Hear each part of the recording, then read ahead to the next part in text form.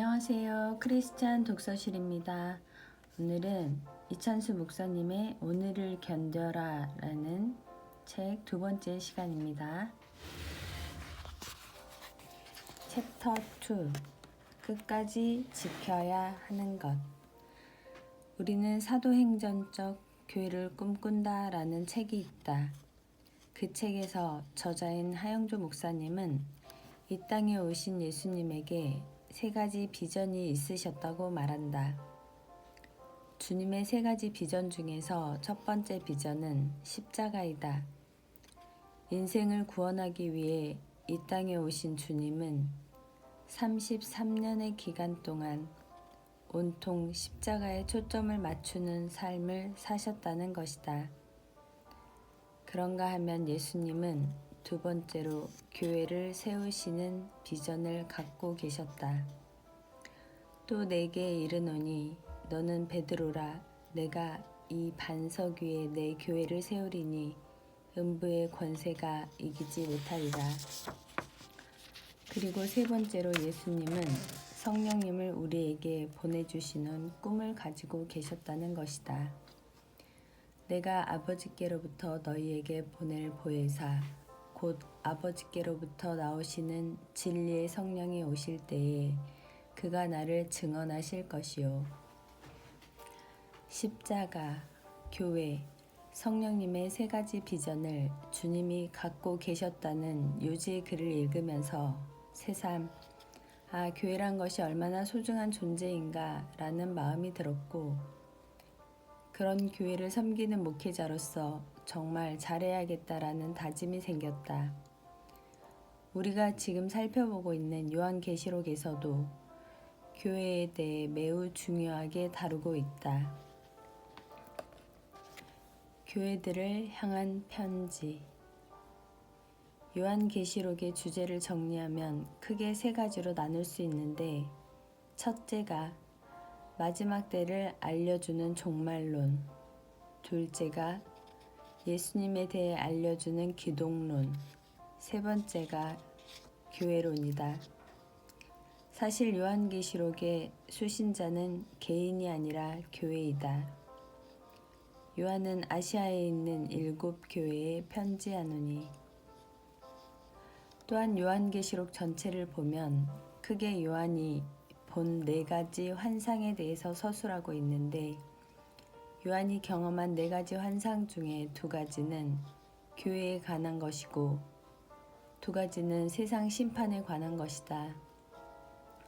요한이 경험했던 첫 번째 환상은 요한계시록 1장 9절부터 3장까지 나오는 7 촛대에 관한 환상이다.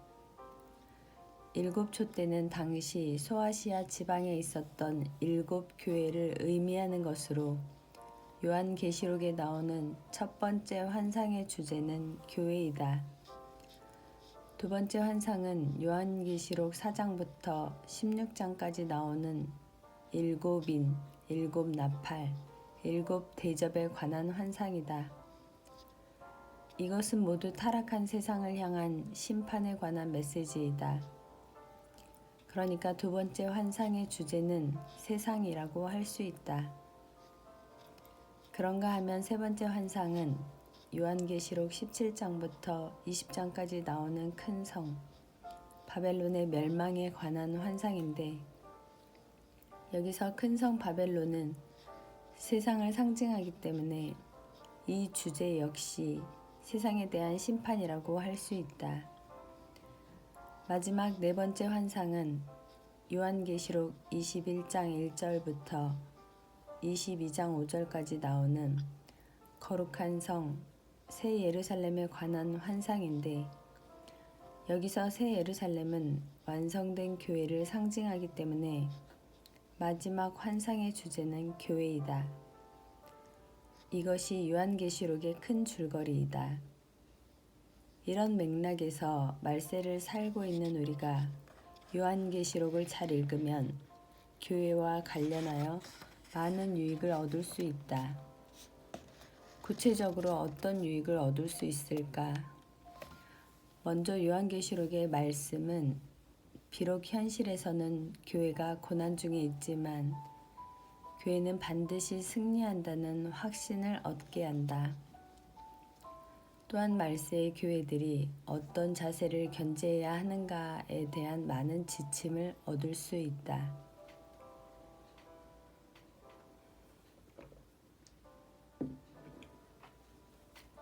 교회의 주관자는 오직 예수. 요한계시록 2, 3장에 나오는 소아시아의 7 교회를 향해 주신 하나님의 말씀도 마찬가지다. 우선 그 말씀에서 우리는 교회와 관련된 중요한 2가지 포인트를 발견할 수 있다. 첫째로 우리는 이 말씀을 통해 교회의 주관자는 예수 그리스도시라는 사실을 직시하게 된다. 이것이 첫 번째 포인트다. 에베소 교회의 사자에게 편지하라.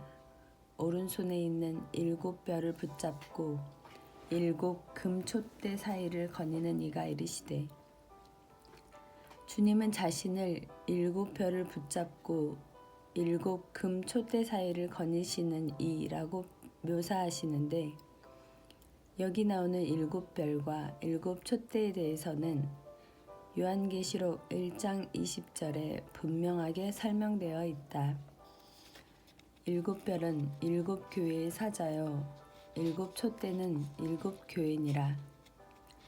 다시 말해서 이 말씀을 통해 주님이 주시는 선명한 메시지는 교회를 주관하는 분은 예수 그리스도시라는 것이다.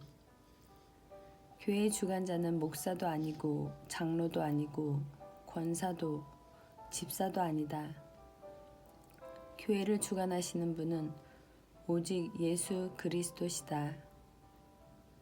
우리는 한시도 이 사실을 잊어서는 안 된다. 오늘날 교회 타락의 모든 출발은 다 이것을 망각하는 데서 시작한다.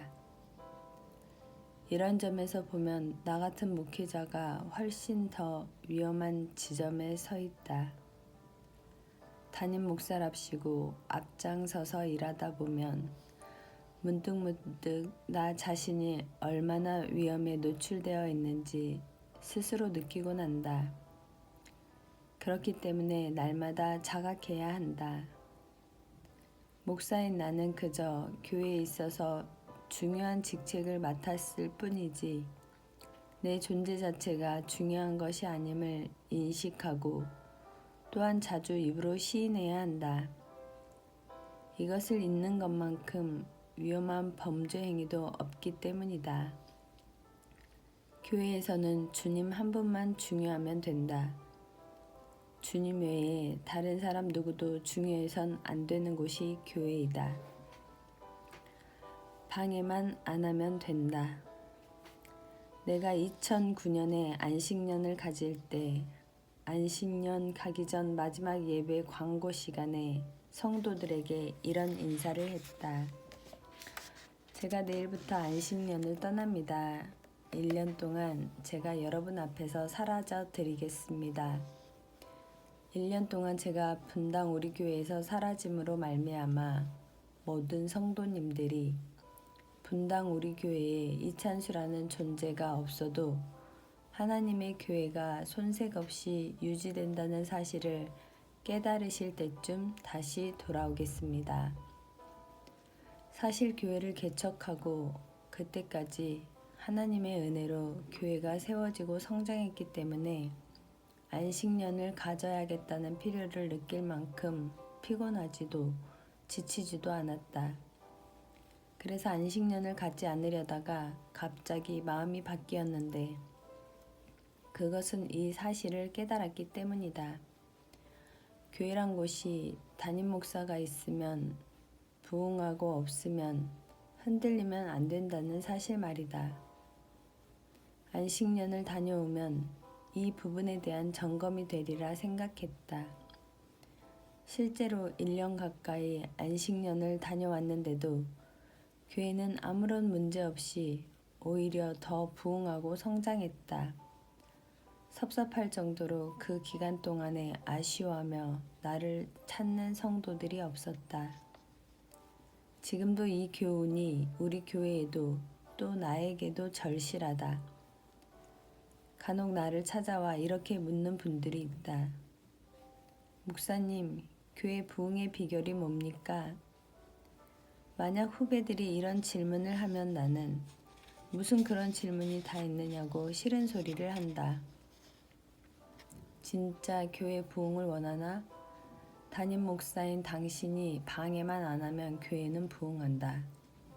우리 같은 목사들이 방해만 안 하면 교회는 부흥하게 되어 있다. 사실 친한 후배들에게 하는 소리이긴 하지만 나 자신에게 하는 말이기도 하다. 주님의 십자가를 자양분으로 하는 교회는 그 자체가 부흥이다. 만약 나라는 존재가 인간적으로 힘을 써서 교회가 성장했다고 하면 그것은 숫자가 늘어난 것이지 부흥이 아니다. 우리는 요한계시록을 통해 교회의 주권자는 오직 예수 그리스도 한 분뿐이라는 사실을 뼈저리게 배워야 한다. 다른 어떤 사람도 주님이 누리셔야 할 영광의 자리를 탐내서는 안 된다. 모두가 다 자기 자리로 돌아가서 주님의 주권을 인정해 드릴 때 거기서 교회의 부흥이 시작된다. 책망도 격려가 된다. 둘째로 요한계시록에서 발견할 수 있는 포인트는 책망도 격려가 될 수 있다는 사실이다. 소아시아의 7 교회를 향한 주님의 말씀을 보면 거기에는 칭찬과 격려도 있지만 추상 같은 꾸지람도 있다. 등골이 오싹할 정도다. 그러나 너를 책망할 것이 있나니 너의 처음 사랑을 버렸느니라. 요즘 말로 하면 완전히 돌직구 날리신 것이다. 심지어 사대교회를 향해선 이런 말씀도 하셨다. 내가 네 행위를 아노니 네가 살았다 하는 이름은 가졌으나 죽은 자로다.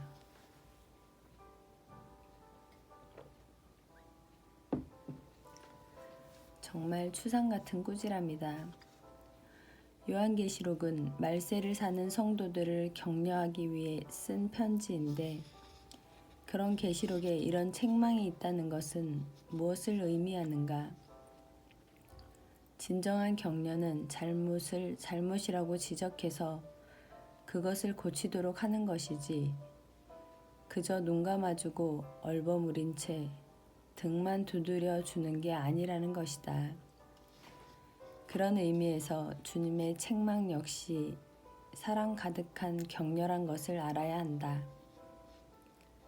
이런 차원에서 오늘날 교회 강단에서 선포되는 말씀들이 표면적인 격려에만 머무는 것을 경계해야 한다. 진정한 격려는 엄중하고 날카로운 책망을 포함한다.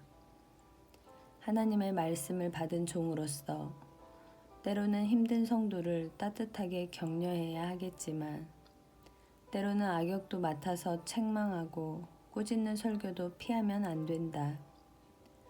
그러기 위해선 목회자인 나부터 더 긴장하고 하나님 앞에 바로 살아야 한다. 그래서 이 사실을 늘 가슴에 새기기 위해 애쓰고 노력하는 것이다. 우리가 다 주님의 주권을 인정해 드리고 그분이 우리를 꾸짖으실 때 그 말씀을 수용하는 진정한 겸손이 우리 안에 회복되기를 바란다.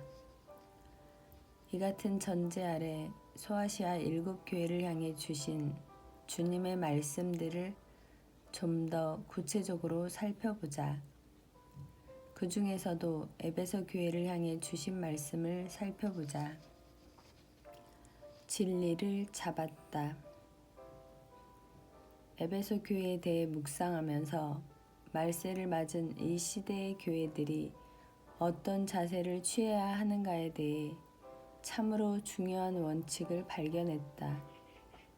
말세의 교회가 유지해야 할 2가지 균형이 있다는 것이다. 첫 번째 균형은 진리 수호이다. 에베소 교회를 향해 주님이 어떤 칭찬들을 해주시는가? 내가 네 행위와 수고와 네 인내를 알고 또 악한 자들을 용납하지 아니한 것과 자칭 사도라 하되 아닌 자들을 시험하여 그의 거짓된 것을 네가 드러낸 것과 또 네가 참고 내 이름을 위하여 견디고 게으르지 아니한 것을 아노나. 주님은 가장 먼저 에베소 교회의 행위와 수고와 인내를 칭찬해 주신다. 또 악한 자들을 용납하지 않고 거짓된 것을 드러낸 것과 예수님의 이름을 위해 견디고 게으르지 아니한 것을 칭찬해 주신다. 이 내용들을 종합해 보면 에베소 교회는 극심한 로마 당국의 박해 속에서도 믿음을 잘 지켰다. 그리고 온갖 이단의 공격과 유혹 속에서도 흔들리지 않고 진리를 수호한 교회였다. 그러고 보면 바울이 에베소 교회를 떠나면서 눈물로 한 설교가 그 결실을 맺은 것 같다. 내가 떠나고 나면 사나운 이리들이 교회를 어지럽게 할 텐데 그때 흔들리지 말고 진리를 잘 지켜라. 사도 바울의 눈물의 호소를 에베소 교회 성도들이 깊이 깨닫고 새겨서 이리들의 공격을 잘 막아내고 진리를 지켰다는 것이다. 얼마나 귀한 일인지 모른다. 요한계시록 어떻게 설교할 것인가란 책에서 백석대학교 이유재 교수는 이 부분을 이렇게 설명한다. 에베소 교회는 교리를 신실히 붙잡는, 오늘날로 말하면 정통파 교회로서 유서 깊은 신학적 전통을 가지고 있고 뛰어난 성경 공부 프로그램도 있어서 거짓된 이단 사상과 가르침을 분별할 수 있는 나름대로의 신앙적 경륜을 가진 교회였다. 정말 부러운 교회이다. 이렇게 진리를 수호하고자 애썼던 에베소 교회는 우리가 닮아야 하는 교회의 모범이다.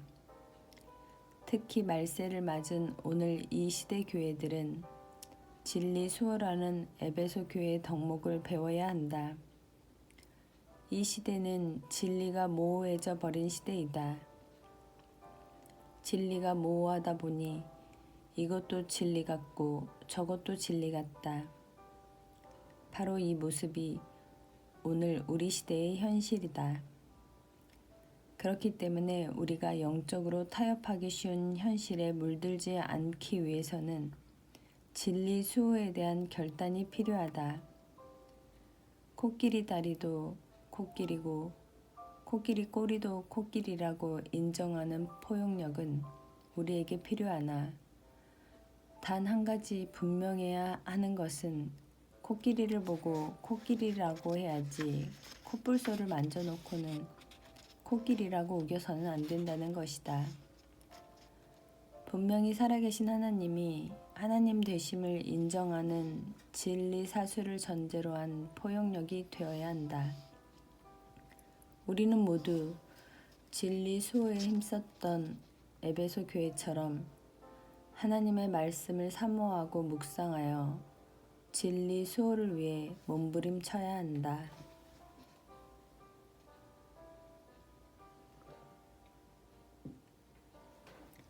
그러나 사랑을 놓쳤다.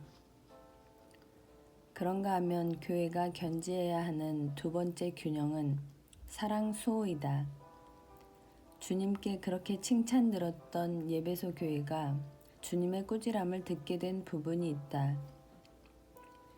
그러나 너를 책망할 것이 있나니 너의 처음 사랑을 버렸느니라. 에베소 교회는 진리 수호라는 귀한 일을 했지만 사랑을 놓쳤다. 그들은 왜 그렇게 진리를 지키기 위해 애를 썼는가? 그 출발점은 주님을 향한 사랑이었을 것이다. 그런데 시간이 지나면서 그 사랑의 정신은 사라지고 껍데기만 남게 된 것이다. 여기서 우리가 기억해야 할 중요한 교훈은 진리를 소화하는 것도 중요하지만 사랑을 소화하는 것 역시 놓쳐서는 안 되는 더없이 중요한 균형이라는 사실이다. 나는 아주 엄격하고 보수적인 교단인 장로교 고신교단에서 자랐다. 그래서 아주 철저하게 배웠다. 나는 어릴 때 그렇게 엄격한 교단에서 신앙생활 한 것에 대해 감사와 자부심을 느낀다. 그런데 바로 이 부분에서 역효과도 있었다. 나는 주일에는 돈을 쓰면 안 되고 나의 유익을 위해 시간을 써서도 안 된다고 배웠다. 그렇기 때문에 고3 입시생이던 때에도 주일에는 책을 닫고 공부를 하지 않았다. 심지어는 집에서 교회까지 30-40분 걸리는 거리를 걸어서 다녔다. 버스를 타려면 돈을 써야 했기 때문이다.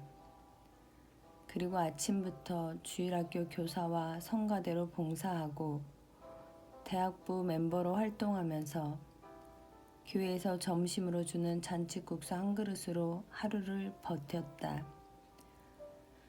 보통 이른 아침에 집을 나와서 저녁 7시 저녁 예배를 드린 후에야 집에 가는데 밥 한 끼 먹자고 중간에 왕복 80분 거리의 집에 갈 수도 없고 주일에는 식당에서 돈을 주고 밥을 사 먹을 수도 없으니 그냥 굶고 저녁 예배에 들어가는 것이다.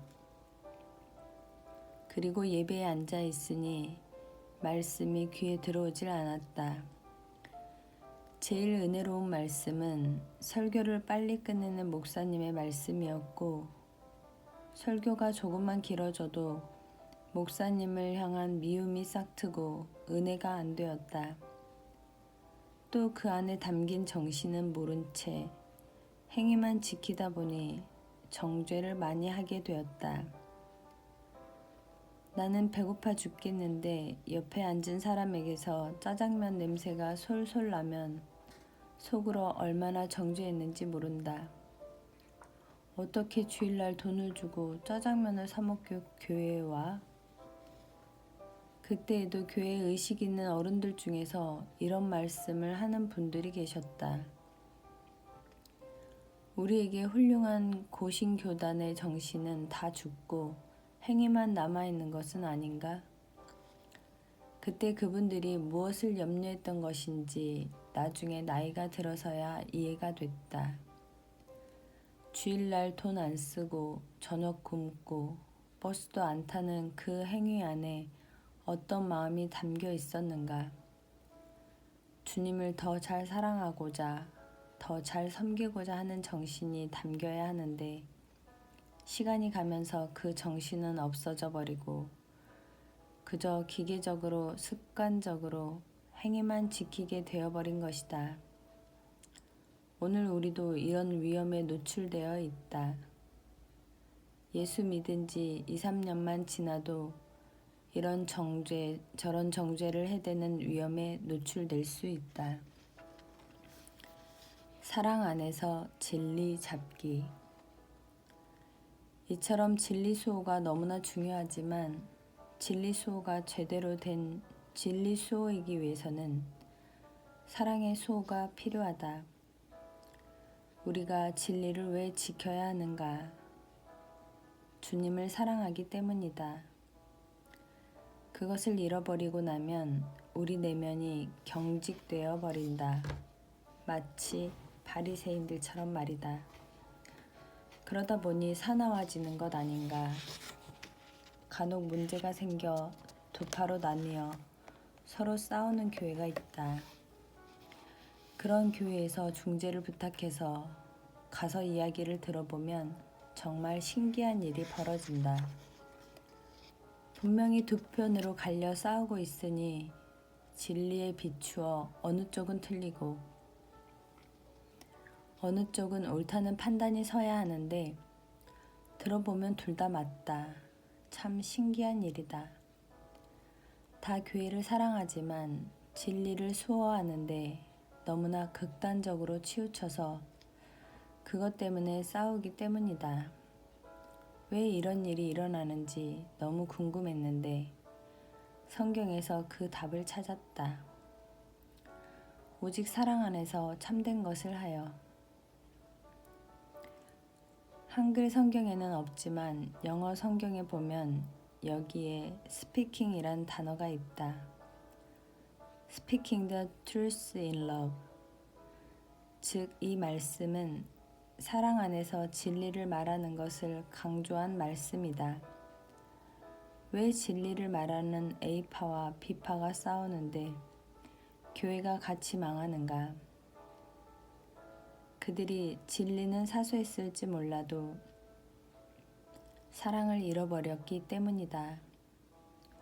진리를 남 죽이고자 휘두르는 순간 더 이상 그것은 진리가 아니게 된다. 남을 정죄하자고 휘두르는 것은 진리가 아니다. 진리는 사람을 살리고 교회를 살리고 서로 용서하고 하나 되고 베풀려고 하는 것이다. 이런 면에서 오늘날 우리 그리스도인들은 세상으로부터 사납다라는 평을 듣는 것에 대해 회개하고 돌이켜야 한다. 때로 책망하고 꾸짖고 잘못된 것을 잘못되었다고 말하는 것이 필요할지라도 그것이 사나움으로 연결되어선 안 된다. 아무리 꾸짖고 책망하는 것이 필요하다 할지라도 경직되어선 안 된다는 말이다. 영적 신축성을 가져라. 사실 우리나라 사람들은 좀 경직된 성향을 가지고 있다. 미국 메릴랜드 주립대 미셸 갤펀트 교수가 30여 개국 심리학자와 함께 경직된 문화와 유연한 문화의 차이에 대해 공동 연구를 진행하며 33개 나라 문화의 경직성 정도를 조사했다. 그런데 조사 결과 참으로 가슴 아프게도 우리나라가 33개국 가운데 문화 경직도 5위에 올랐다. 그만큼 많이 경직되어 있다는 뜻이다. 여기서 경직된 사회란 엄격한 사회 규범을 가지고 있고 일탈 행동을 하는 것에 대해서는 관용적이지 않은 사회를 말한다. 우리나라가 규범을 정해놓고 조금만 벗어나면 정죄하고 비난하기 좋아하는 것으로 33개국 가운데 5위라는 것이다. 이것이 우리 사회의 현실이니 어떻게 하면 좋겠는가? 바로 이런 우리를 위해서 예수님이 주신 놀라운 메시지가 있다. 새 포도주를 낡은 가죽 부대에 넣지 아니하나니 그렇게 하면 부대가 터져 포도주도 쏟아지고 부대도 버리게 됨이라. 새 포도주는 새 부대에 넣어야 둘이 다 보존되느니라. 새 포도주의 특징은 발효를 한다는 것이다. 그래서 새 포도주는 시간이 흐를수록 그 부피가 늘어난다. 또한 이런 특징을 가진 새 포도주를 담을 새 가죽 부대의 특징은 신축성이다. 그래서 부피가 늘어나는 새 포도주를 새 가죽 부대에 담으면 신축성 있게 부피가 늘어나기 때문에 터지지 않는다. 반대로 낡은 가죽 부대의 특징은 경직성이다. 그렇다 보니 내용물의 부피가 늘어나면 터져버리는 것이다. 예수님이 지금 이 말씀을 누구에게 하고 계신가? 바리새인들이다. 예수님이 바리새인들에게 이 말씀을 주신 이유가 무엇일까? 자기들만의 전통에 갇혀 경직되어 버린 그들에게 영적인 포용력과 수용력을 가져야 한다고 말씀하시는 것이다. 경직된 틀 안에서 내 잣대를 가지고 남을 정죄하고 판단하는 것이 아니라 새 포도주를 담을 수 있도록 새 가죽 부대처럼 용납해주고 포용해주고 수용해주는 영적인 신축성을 요구하고 계신 것이다. 혹시 우리 가운데 진리는 사수하고 있는데 사랑을 수호하고 있지 못한 사람이 있는가? 그렇다면 주님의 이 경고의 말씀을 깊이 받아야 한다. 나는 지금까지 담배를 피워본 적이 없다. 그러나 나는 담배를 피우는 사람을 정죄해 본 적도 없다. 뭐하러 남을 정죄하는가? 그것은 그 사람과 하나님과의 관계이다. 그래서 처음 교회를 개척할 때 교회 안에 흡연실을 만들까 하는 생각도 잠깐 했었다.